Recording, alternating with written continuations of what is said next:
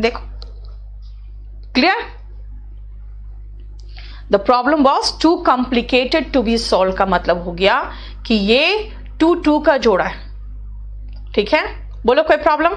यहां पे the problem was so complicated, ये अंडरलाइन होना चाहिए था, है ना?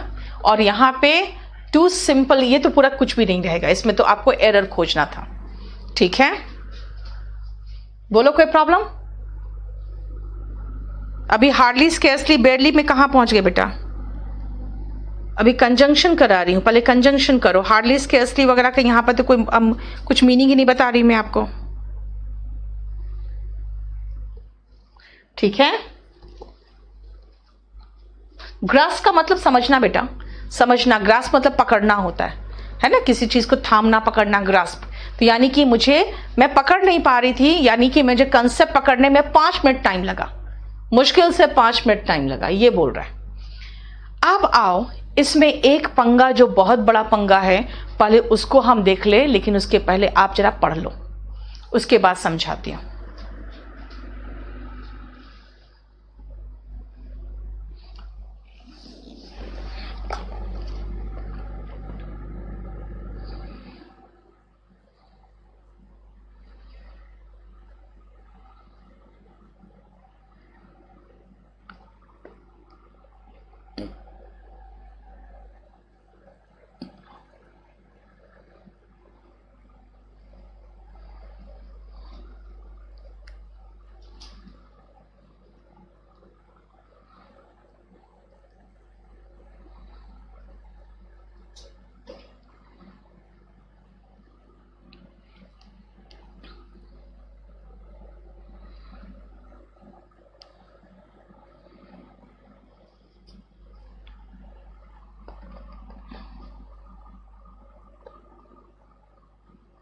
स्केर्सली होता है ना बेटा? अच्छा, एक सेकंड देखने दो।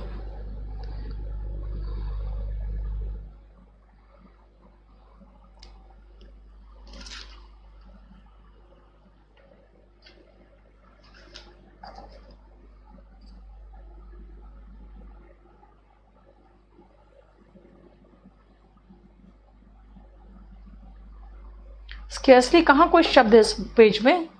कोई शब्द तो नहीं है स्केर्सली।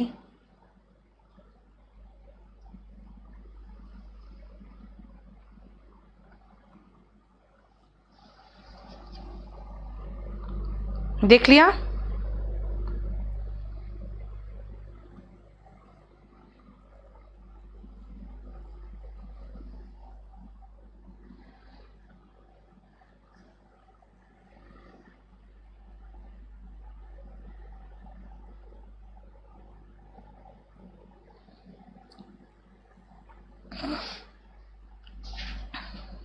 चलो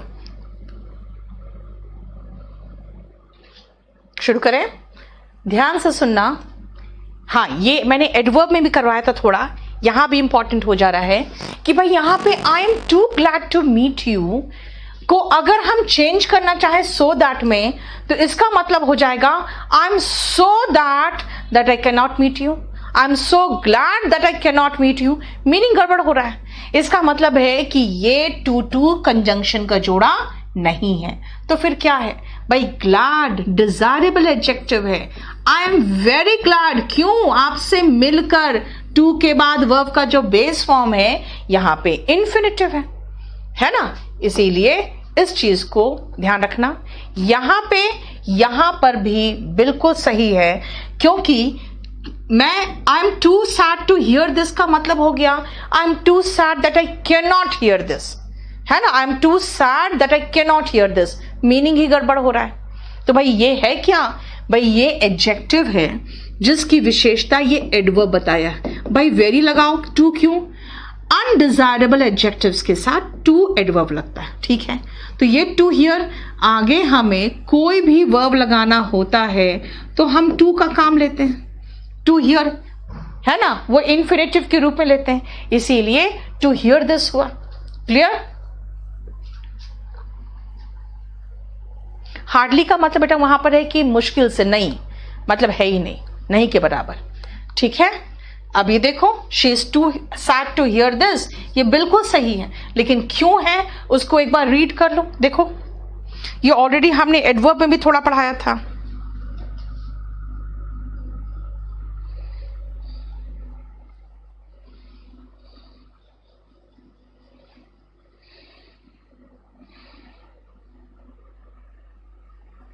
नहीं नहीं नहीं श्रेयांश, बिल्कुल गलत है।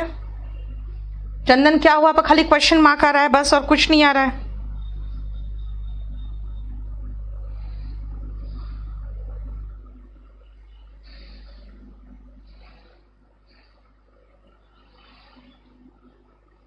एक बार रीड करो और मुझे पूरा बताओ, मुझे अगर कोई प्रॉब्लम इसमें तो। ये आसान सा चीज था।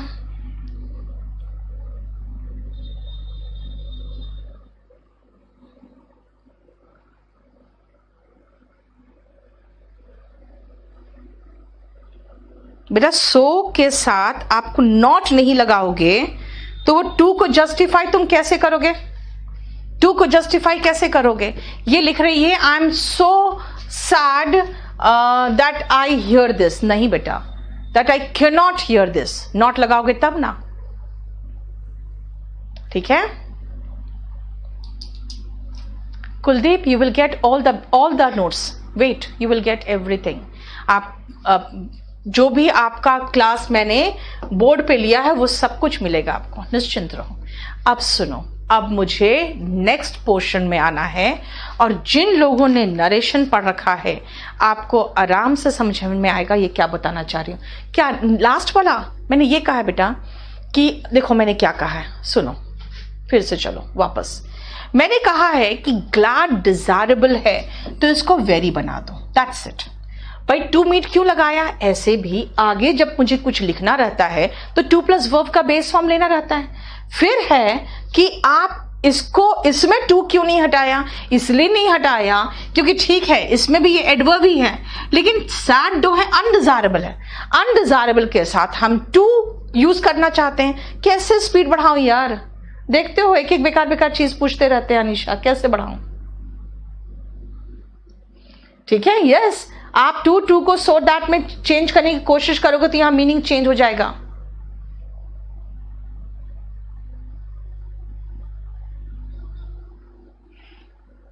हाँ वीक एडजेक्टिव है वहां पे, लेकिन वहां पे चेंज हो रहा है। पंछी, मैं तुम्हारा देख रही हूं मैसेज। तुम्हारा नाम इसलिए नहीं लेती हूं कि तुम्हारा नाम लेती हूं तो सब लड़के यहां पर हल्ला मचाने लगते हैं, पंछी पंछी। Man will be man, offline हो या ऑनलाइन हो। चलो नेक्स्ट आओ, कंजंक्शन विज़ नरेशन। नरेशन से रिलेटेड बेटा देखो क्या है।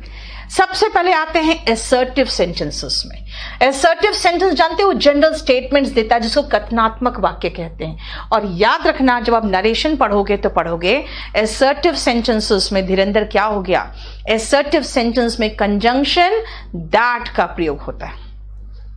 ठीक है, यस जब आपको बेटा डिटेक्टिंग एरर का मतलब होता है एरर नहीं है तो नो एरर है, आपको चेंज थोड़ी करना है। ठीक है, नेक्स्ट आओ, ही सेड क्या, दैट। क्यों भाई दैट? क्योंकि नरेशन में रिपोर्टिंग वर्ब, ये रिपोर्टिंग वर्ब है। और इस सेंटेंस को जब देखोगे तो लगेगा यार ये तो सिर्फ एक अपना जनरल कुछ बात बताया, सिर्फ जनरल बात बताया। असर्टिव सेंटेंसेस में हम कंजंक्शन विज़ का मतलब होता है बेटा के संबंध में, विज़ का मतलब के संबंध में। पंछी सॉल्व करूंगे, क्वेश्चन तो पूछो आप। सेकंड में नेगेटिव वर्ड नहीं है। चलो आ जाओ नेक्स्ट, देखो तो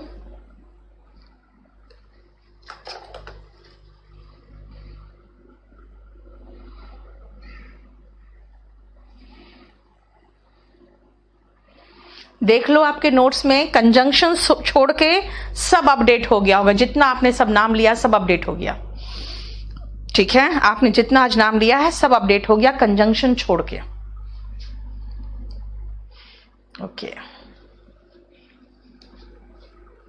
क्लियर? देखो सुबोध, हेमंत सब पंछी के पक्ष में आ गए। इंटरोगेटिव, ध्यान रखना बेटा, इंटरोगेटिव सेंटेंस। इंटरोगेटिव सेंटेंस जब आप नरेशन में पढ़ोगे ना, आप पढ़ोगे हम नरेशन में इफ या वेदर का कंजंक्शन का प्रयोग करते हैं, या फिर पहला केस, या फिर हम कोई कंजंक्शन का प्रयोग नहीं करते। अब भाई ऐसा क्यों? देखो, ही आस्क्ड मी, उसने मुझसे पूछा क्या तुम बीमार हो, है ना। देखो ये WH फैमिली वाले क्वेश्चन है क्या? नहीं है। अब बोलोगे मैम ये WH फैमिली क्वेश्चन था, कैसे पता आपको चला कि क्वेश्चन था? आस्क्ड बताता है कि क्वेश्चन था। ये आस्क्ड बता दिया कि इंट्रोगेटिव सेंटेंस है, और यहां पर हमें कोई WH फैमिली नहीं दिखा, तो हम कंजंक्शन इफ या वेदर लगाएंगे। आस्क्ड, इंट्रोगेटेड, इंक्वायर्ड जैसे जो वर्ड्स है वो कंजंक्शन पूछते हैं, ठीक है ना। क्लियर? नेक्स्ट आओ, मैंने क्या कहा बेटा? आस्क्ड, इंट्रोगेटेड, इंक्वायर्ड जैसे जो वर्ड्स होंगे वो बताते हैं कि क्वेश्चन पूछा जा रहा है। अगर इंट्रोगेटिव सेंटेंस है तो हम इफ या वेदर कंजंक्शन लगाते हैं। Okay fine. फिर यहां वंडर्ड में क्यों लगाया? ठीक है, इसीलिए क्योंकि जब आप क्वेश्चन खुद से पूछते हो ना, यार मैं क्या करूं, क्या सभी लोग इतनी ही एक्साइटेड है जो मैं एक्साइटेड हूं? जितनी मैं एक्साइटेड हूं उतना ही सभी लोग एक्साइटेड है क्या, है ना। अगर ये आप क्वेश्चन कर रहे हो खुद से तो आप वंडर कर रहे हो। इसका मतलब जरूरी थोड़ी है कि आस्क्ड, इंट्रोगेटेड और इंक्वायर्ड हो सकता है वंडर्ड हो। वंडर्ड का मतलब जैसे मैं आपसे नहीं पूछ रही हूं मैं क्या करूं, मैं खुद से पूछ रही हूं मैं क्या करूं, यानी कि I wondered what to do. ठीक है, समझ में आया क्या हुआ? आप लोग क्वेश्चन पूछते जाओ, कोई प्रॉब्लम नहीं, पंछी क्वेश्चन पूछो, कुछ पूछना है तो।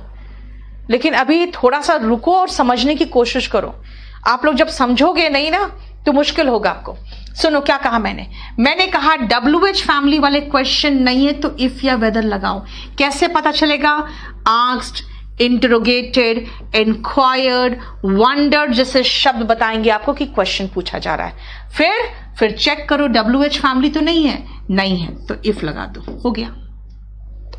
ठीक है, सिर्फ इफ, यानी कि सेंटेंस में नो इंप्रूवमेंट है। लेकिन अब आओ WH फैमिली है, ओके WH फैमिली है, फिर तो कोई कंजंक्शन नहीं होगा। कैसे पता इंट्रोगेटिव है? भाई यहां आस्क्ड दिखा ना, इसलिए इंट्रोगेटिव है। देखो एग्जाम का question, my elder brother asked me that what, WH family वाला है, हटाओ कंजंक्शन। देखो वेदर का यूज सिर्फ करना है तो और के साथ करते हैं बेटा। मैं आपको कंजंक्शन भेज दे रही हूं, हालांकि जो मैंने अभी करेक्शंस किए हैं मैं उसका प्रूफ रीडिंग नहीं कर पा रही हूं क्योंकि आप लोग बहुत हड़बड़ी में हो, तो फिर मैं अभी भेज दे रही हूं। बाद में चैप्टर खत्म हो जाएगा तो फिर मैं एक बार और प्रूफ रीड करके अगर चेंज करना होगा तो मैं कर दूंगी, ठीक है ना। आज मुझे ये खत्म करना है, ये खत्म कर दूं। क्लियर? देखो बोलो कोई प्रॉब्लम? यहां पर WH फैमिली होगा तो कोई कंजंक्शन नहीं, और WH फैमिली के बिना अगर इंट्रोगेटिव होगा तो इफ और वेदर होगा। और वेदर कहां होगा, इफ क्यों नहीं होगा, वो नरेशन में देखेंगे, अभी नहीं। ठीक है, आ जाओ। अगेन देखो क्वेश्चन आया हुआ एग्जाम का, क्या क्वेश्चन है? ही आस्क्ड मी, अच्छा क्वेश्चन पूछा है WH family, how WH family में आता है, हालांकि W वहां नहीं है तब भी WH फैमिली में आता है, ठीक है ना। अब आओ दैट नहीं होगा। Clear? Again my sister asked me that how long, WH family नहीं है, फिर दैट हटा दो। क्लियर? देखो कोई प्रॉब्लम बताओ? WH फैमिली के साथ कोई कंजंक्शन नहीं आता।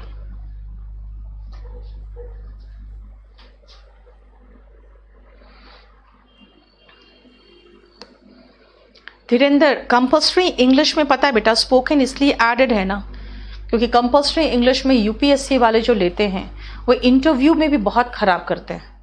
तो कंपल्सरी इंग्लिश के साथ मैंने स्पोकन इसलिए ऐड किया है कि कंपल्सरी और स्पोकन दोनों करने के बाद कम से कम इंटरव्यू में अगर उससे इंग्लिश में क्वेश्चन पूछा जा रहा है तो इंग्लिश में बात तो कर पाए। आपको पता है यूपीएससी का रिजल्ट इतना गंदा है, इतना गंदा होता जा रहा है। ये हिंदी मीडियम वाले जो इंस्टीट्यूट्स हैं ना, वो भी नहीं बता रहे हैं कि तुम लोग इंग्लिश पढ़ो, क्योंकि उनको लगता है यार अगर ये इंग्लिश पढ़ने लगेंगे तो इंग्लिश मीडियम के इंस्टीट्यूट्स में चले जाएंगे तो हमको कौन पूछेगा। इस बार 325वां रैंक जिसका है, 325th रैंक, जस्ट इमेजिन करो, वो बंदा हिंदी मीडियम का टॉपर है, वो बंदा, ठीक है। और मैं जब 2011 तक मैंने पढ़ाया था तो पता है आईएएस वालों को मैं बता देती थी सब कुछ कि हाँ तुम लोग कहाँ कहाँ मार खा रहे हो।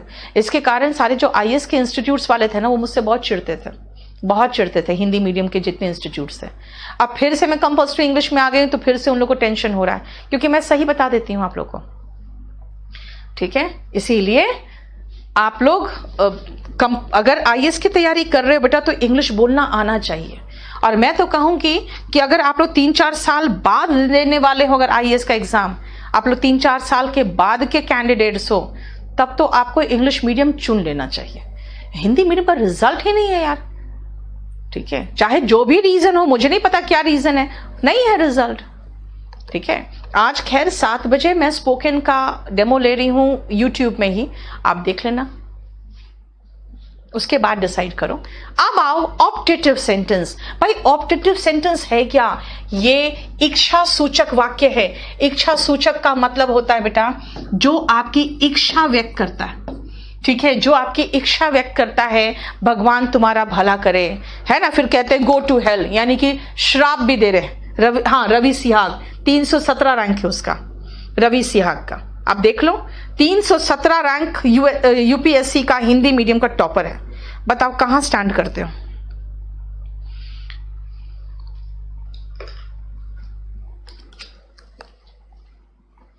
ठीक है, देखो इच्छा सूचक वाक्य है, यानी कि वो विश और प्रेयर को वो कर रहा है। आप बताओ अगर प्रेड की बात है तो कंजंक्शन क्या लगेगा? कुछ नहीं, वही सेम जो हम असर्टिव सेंटेंस में लगा रहे थे वही आता है। स्वाति, आप नई शिक्षा नीति की बात कर रहे हो बेटा। सब शिक्षा नीति में हिंदी को बढ़ावा दिया जा रहा है, हिंदी दिवस मना रहे हैं, ठीक है। यूपीएससी वाले कहां कह रहे हैं कि आपका हिंदी संवैधानिक अधिकार नहीं है। यहाँ पे मुखर्जी नगर में बहुत अच्छा खासा यहाँ पे धरना प्रदर्शन हुआ था 2009-10 के लगभग, तभी तो 2008 के लगभग, तभी तो 2007 के लगभग जब यहाँ पे मैंने देखा थोड़े लोग उत्साहित होने लगे कि नहीं हम धरना प्रदर्शन करेंगे, तभी मैं एसएससी में आ गई थी, क्योंकि उस समय सिर्फ यूपीएससी वालों को इंग्लिश पढ़ाती थी। मैंने महसूस कर लिया यार इतना धरना प्रदर्शन कर रहे हैं, कहीं यूपीएससी से इंग्लिश कंपल्सरी हट गया तब तो मैं सड़क पे आ जाऊंगी। तो मैंने फिर एसएससी में मैंने जंप मार लिया, एसएससी बैंक पीओ वगैरह में इंग्लिश में। तो मैं बता रही हूं कभी भी यूपीएससी ने नहीं कहा कि आपका संवैधानिक अधिकार नहीं है, लेकिन वो पता है एक चीज मैं बताती हूं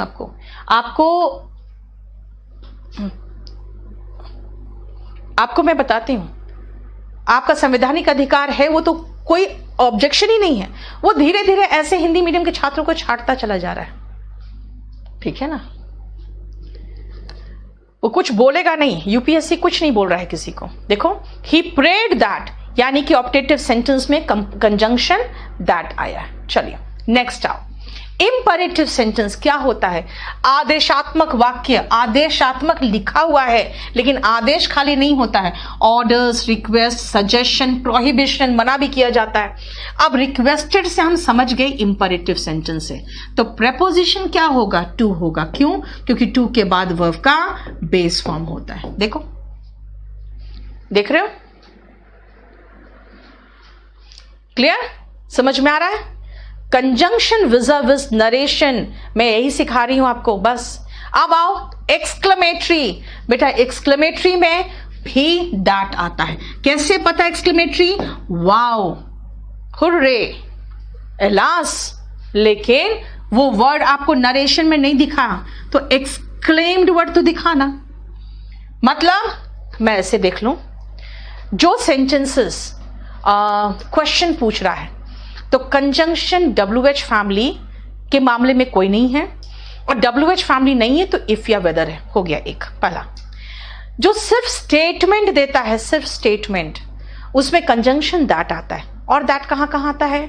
तो ओके, ऑप्टेटिव सेंटेंस में जिसमें विश और प्रेयर करते हैं उसमें भी दैट आता है, और एक्सक्लेमेटरी सेंटेंस जिसमें एक्सक्लेम करते हैं उसमें भी दैट आता है।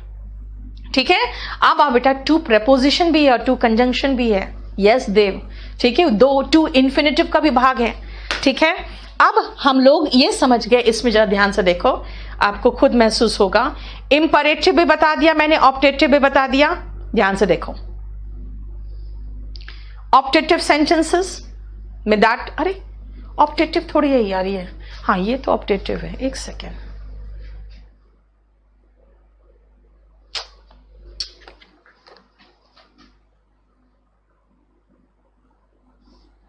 ओके फाइन, एक सेकेंड।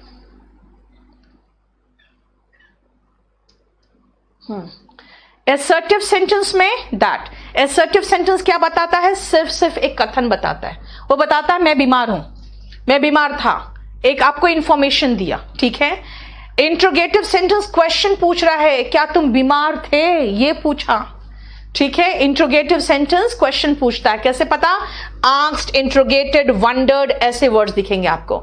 उसके बाद ऑप्टेटिव सेंटेंस विश और प्रेयर करेगा, प्रेड या विश्ड जैसे शब्द दिखेंगे, तब कंजंक्शन क्या लगाना है? दैट लगाना है। ठीक है, इंपरेटिव सेंटेंस आपको आदेश या निवेदन बताएगा, इसमें क्या लगाना है? टू लगाना है। उसके बाद एक्सक्लेमेटरी सेंटेंस, ये विस्मय बोधक है, एक गश ऑफ फीलिंग के साथ एक्सक्लेम करेगा, कंजंक्शन क्या लगाना है? दैट लगाना है। ठीक है, और कंडीशनल सेंटेंस में अब हम आते हैं। प्रबल, ये बात अब यूपीएससी से पूछो बेटा। Yes Dhirendra, after 3 months I will do. ठीक है, क्लियर हो गया? देखो अब कंडीशनल सेंटेंस समझो। कंडीशनल सेंटेंस में जब हम दैट लगाते हैं ना, तो जो नरेशन पढ़ने वाले बच्चे होते हैं कहते हैं मैम आपने मना किया था कि इफ और दैट एक साथ नहीं आता। कहां मना किया था? अरे भाई क्वेश्चन जहां पूछना था वहां मना किया था, जहां पे कंजंक्शन इफ या वेदर था उसके साथ दैट नहीं था। हमने आपको जो इंटरोगेटिव सेंटेंस था उसमें कहा था बेटा दैट नहीं लगेगा, इफ या वेदर लगेगा। तो इन लोगों ने दिमाग में फिट कर लिया, अच्छा दैट नहीं लगेगा, इफ या वेदर लगेगा। जब यहां सुना कि अच्छा इफ के साथ दैट कहा, कैसे लग सकता है? आपने कहा था दैट नहीं लगेगा, इफ या वेदर लगेगा। बेटा ये देखो, यहां कंजंक्शन दैट है, यहां जो ये इफ है ना, ये इस कंडीशनल सेंटेंस का भाग है। ठीक है, कंडीशनल सेंटेंस का भाग है, वो कंडीशनल सेंटेंस का भाग है। ठीक है, he said that if he had seen me he would have greeted me, ये है। देव कॉम्प्रीहेंशन तो मैं संडे को प्रैक्टिस करा ही रही हूं यार, हर संडे तो टेस्ट पेपर करा रही हूं मेंस लेवल का, और क्या कराऊं?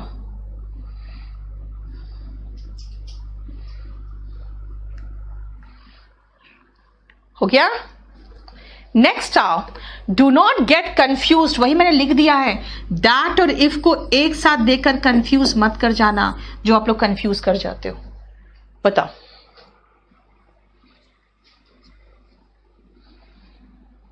यस अंकित, मर्ज होगा वो। क्लियर? नेक्स्ट आओ, अब कंजंक्शन को हम नरेशन के साथ देख चुके, कंजंक्शन को हमें एडजेक्टिव के साथ देखना है। चलो करो पहले।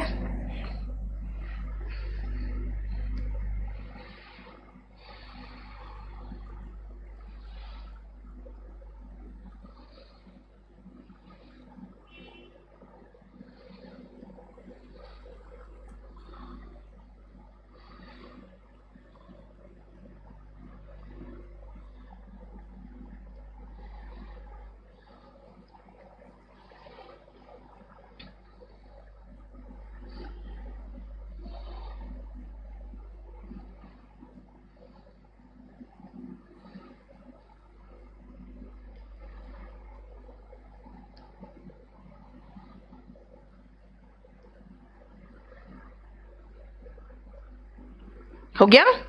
सुनो ध्यान से। अब इसको मैं आपको समझा देना चाहती हूं, इसीलिए मैंने कहा पहले एक बार देख लो।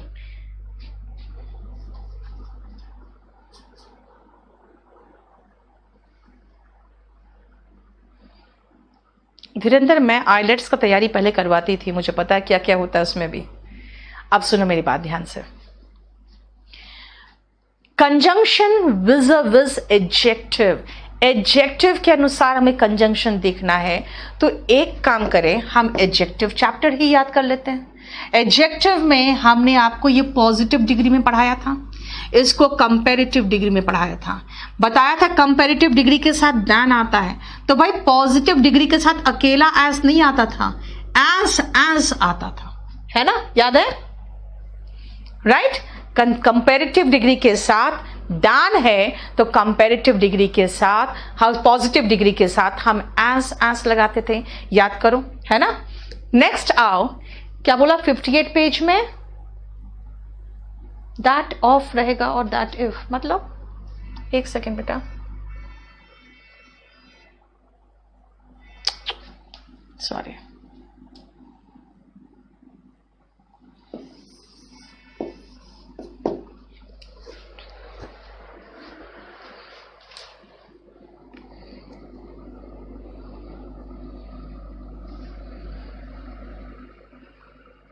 आज कंजंक्शन पढ़ो, आप लोगों को बाद में देख लेंगे जो इंप्रूवमेंट करना रहेगा, ठीक है? चलो नेक्स्ट आओ। His brother is as efficient if not more laborious, comparative degree के साथ दैन ठीक है, लेकिन एज एफिशिएंट फिर एज होगा ना, ठीक है? शी इज प्रिटियर मतलब comparative degree, as fair as तो ठीक है, पॉजिटिव डिग्री के साथ एस लग गया, लेकिन कंपैरेटिव डिग्री के साथ दैन लगाना जरूरी है ना। यही मिस्टेक्स आपका एडजेक्टिव के साथ है ना?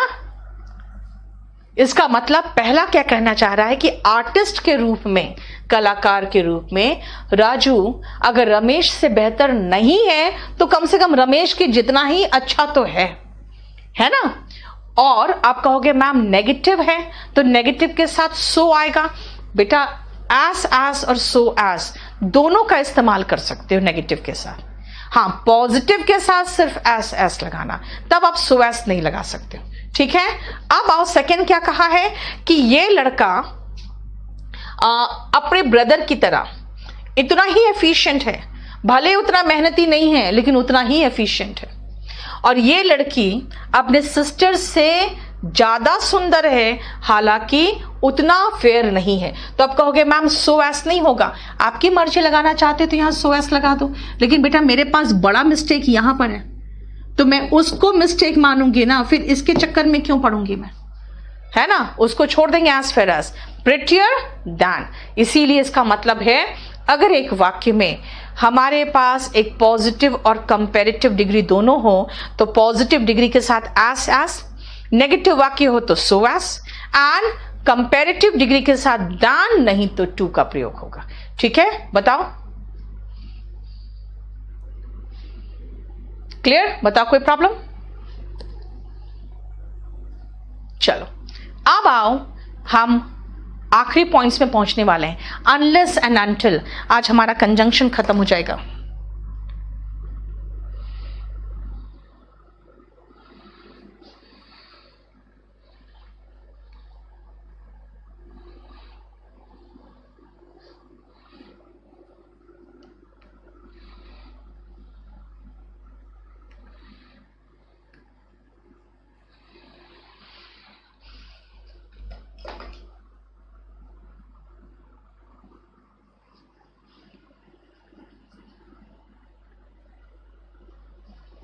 अच्छा, एक बार चेक कर लेना, जितना आज आपने मटेरियल कहा था सब हमने डाल दिया है, देख लेना एक बार। अनलेस एंड अनटिल याद रखना, थोड़ा सा हम लोग कंडीशनल सेंटेंस में भी इसको पढ़ते हैं। अनलेस एक्शन ओरिएंटेड होता है बेटा, अनटिल जो होता है टाइम ओरिएंटेड होता है। जब आप कार्य को महत्व दोगे, जब कार्य को महत्व दोगे तो अनलेस होगा, जब टाइम को महत्व दोगे तो until होगा, ठीक है ना. Unless is action oriented, until is time oriented. Unless you work hard, जब तक मेहनत नहीं करोगे तब तक सफल नहीं होगे. देखो एक्शन ही तो है ना. रमेश सबका देख रहे बेटा, अब कब खत्म होगा वो मुझे अभी नहीं बता पाऊंगी. क्या हुआ सुधांशु, मैं सबका देख रही हूं लेकिन आपको क्वेश्चन ढंग का पूछो. जब तक वो हमें इनवाइट नहीं करेगा तब तक हम पार्टी में नहीं जाएंगे, ठीक है. Until is time oriented, until the train gets the signal, जब तक ट्रेन को सिग्नल नहीं मिलेगा वो आगे नहीं बढ़ेगा, है ना, वो आगे नहीं बढ़ेगी train. Until the red light turns green, जब तक रेड लाइट ग्रीन टर्न नहीं करेगी हम लोग क्रॉस नहीं कर सकते ट्रैफिक, ये ट्रैफिक सिग्नल, ठीक है. इसके लिए डिटेल में देखने के लिए अनलेस एंड अनटिल को कंडीशनल सेंटेंस देख लेना. कंडीशनल सेंटेंस में इसके बारे में डिटेल में, ठीक है. और प्रपोजिशन का बेटा आप लोग को आज 100 तक मिल गया है, 104 तक मिल गया है शायद. उसके बाद का पोर्शन में आपको 16-17 तारीख तक दे दूंगी. He is more intelligent and senior to, बेटा more intelligent than her and senior than she and senior to her हो जाता है. अगर आप टू लगा रहे हो खाली तो हर लगाना पड़ेगा, टू के बाद हर आता है, ठीक है. बता कोई प्रॉब्लम यहां तक.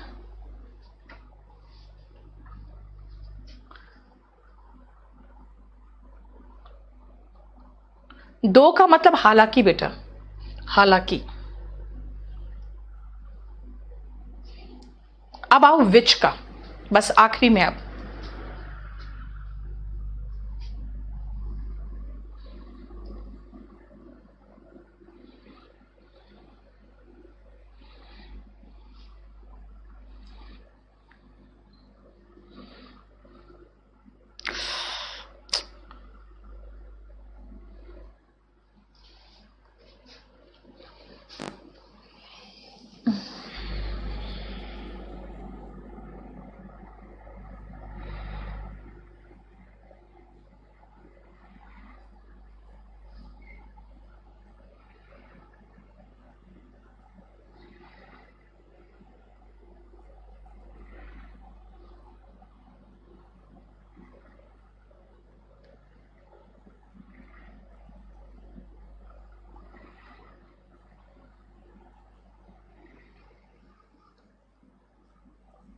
चलो मैं देखती हूं.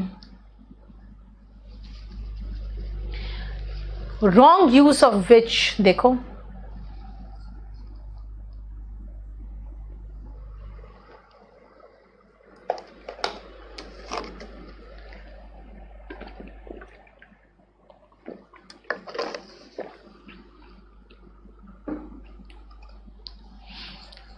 I forgot to carry my umbrella which caused the delay. ध्यान से सुनना. इसका कहना है कि मैं अपना अम्ब्रेला कैरी करना भूल गया, which caused the delay. अब एक पंगा देखो क्या है.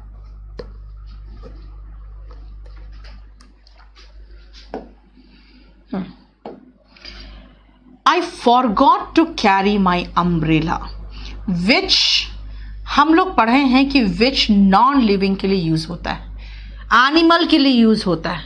अब हमारे लिए नॉन लिविंग कौन है, ये अम्ब्रेला. अब मुझे ये बताओ क्या ये जो देरी हुई है वो अम्ब्रेला की वजह से हुई है? हाँ, जो देरी हुई है वो अम्ब्रेला की वजह से हुई है? बताओ. नहीं ना, जो देरी हुई है वो अम्ब्रेला की वजह से नहीं हुई है, बल्कि ये पूरा जो पंगा किया है आपने उसके कारण देरी हुई है ना. फिर आओ नेक्स्ट पॉइंट सुनो. She did not show her admit card. फिर हमने पढ़ा है विच का इस्तेमाल हम प्रोनाउन में पढ़े हैं नॉन लिविंग के लिए और एनिमल के लिए होता है. तो इसका मतलब ये नॉन लिविंग जो एडमिट कार्ड है इसके लिए यूज हो रहा है ना. अब एक बात बताओ, इस एडमिट कार्ड ने इसका रिजेक्शन करवाया क्या? इस एडमिट कार्ड ने रिजेक्शन करवाया? बोलोगे नहीं, एडमिट कार्ड ने रिजेक्शन नहीं करवाया, बल्कि ये एडमिट कार्ड जो उसने शो नहीं किया ना उसने रिजेक्शन करवा दिया।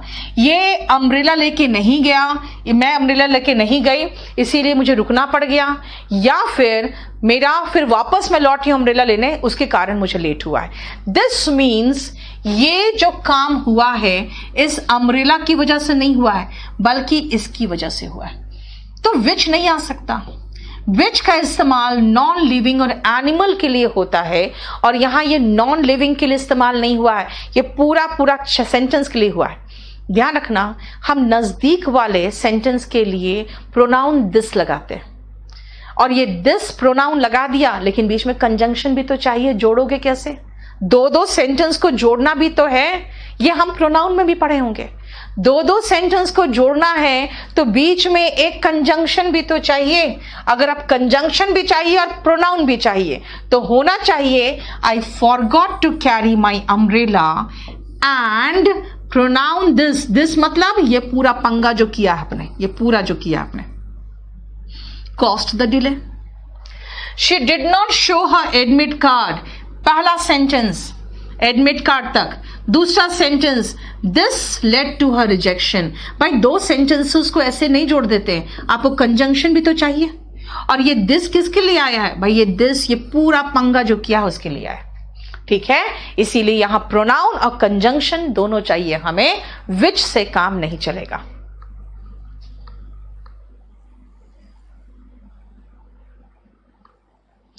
नहीं Ashish, I will share everything with you.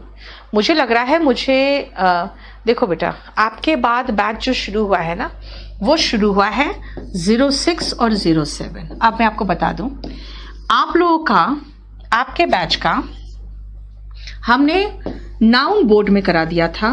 Pronoun अभी मैंने आपको क्वेश्चंस नहीं दिए हैं, याद रखना, प्रीवियस या क्वेश्चन पेपर नहीं दे पाई। एडवर्ब, कंजंक्शन पूरा दे दिया, अभी उसका प्रूफ रीडिंग करके और दे दूंगी मैं। और प्रेपोजिशन, फिक्स प्रेपोजिशन नहीं है, अधूरा है, बस इतना मैंने दे दिया है। Pronoun, adjective, adverb, preposition, phrasal verb, वो सब तो अलग है, वो छोटी सी चीजें छोड़ दो। इतना चैप्टर्स मैंने आपको दे दिया है ना। और 06, 07 में जो मैं पढ़ा रही थी ना, उसको पढ़ाया है शुरू से मैंने वर्ब से।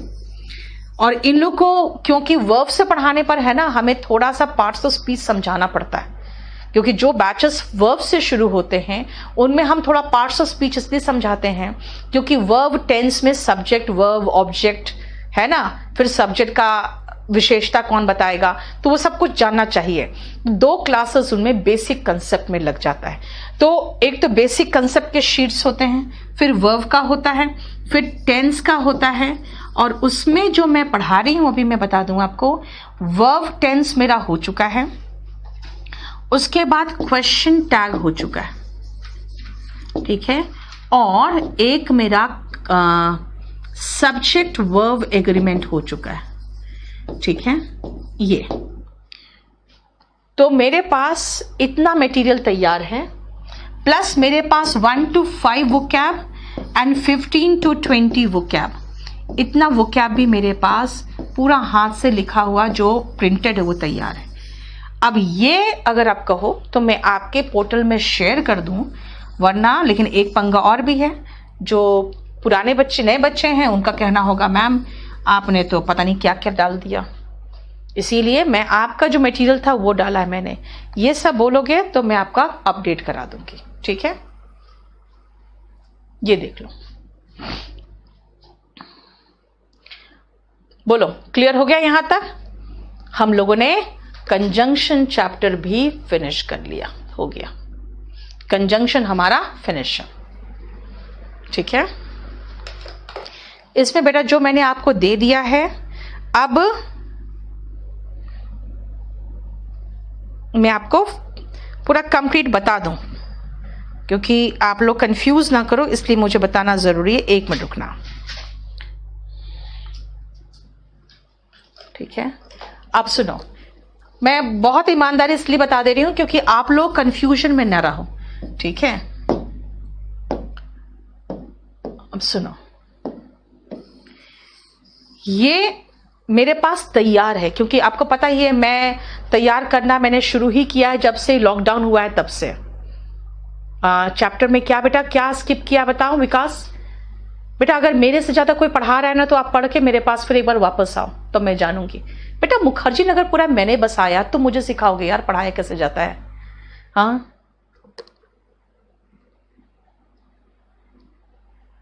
नहीं